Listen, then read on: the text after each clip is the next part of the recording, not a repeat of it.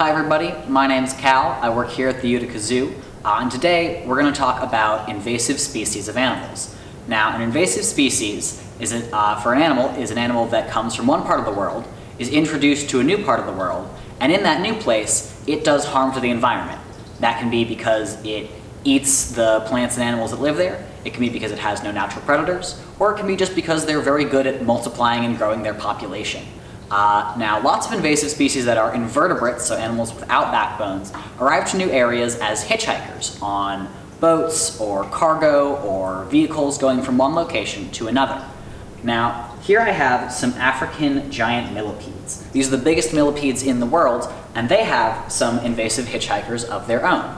So there are mites that live in a symbiotic relationship with giant millipedes that they have in their skin. And there's concern that if these mites got out here in North America, they could be an agricultural pest and eat lots of our crop plants. So that's why we keep them in their container, and actually when we transport them, we have a second layer of container just to make sure none of those mites can get out.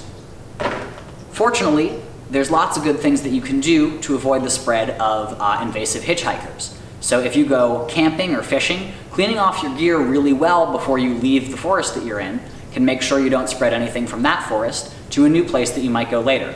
The same goes for avoiding moving firewood from one location to the other.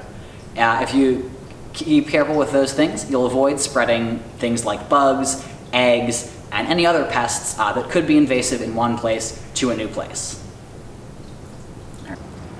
So Juniper here is a Flemish giant rabbit. Now this is a breed of domestic rabbit. They're the biggest breed of domestic rabbit in the world, actually.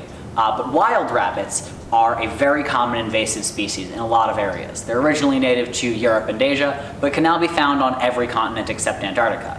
And they're particularly invasive in Australia. So in about 1859 in Australia, about 50 rabbits were imported to be hunted by English noblemen who had settled there. And within 50 years, there were over 150 million rabbits in Australia. One thing that makes rabbits a particularly invasive species is their populations grow very quickly. They have lots of babies in a very short time. And the other thing that makes them really damaging as an invasive species is that they can eat basically anything. So they'll tear through vegetation, scrub, grass, underbrush, and they'll eat everything and leave little behind for the native species. So invasive rabbits are a massive problem in Australia to this day. There are a few different techniques that are used to control their populations. Digging up their tunnel networks, their homes, sometimes trapping them and hunting for them, and even introducing diseases specific to rabbits to try and reduce populations. But every strategy only works for a short period of time or doesn't work at all. So rabbits are a very difficult population to control as an invasive species, and that's often the case for lots of invasive species. So avoiding introducing non-native animals to a new area, like our rabbit friends here, is very important. Now this habitat is home to Sunshine and Spot, two of our Burmese pythons. And these guys are the biggest snakes here at the Utica Zoo.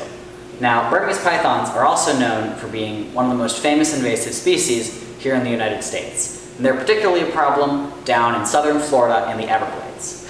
Now, these guys were first introduced by people trying to keep them as pets who bought them when they were small snakes, not realizing that they would get quite this big. And when they got too big to care for, they would just release them out into the wild.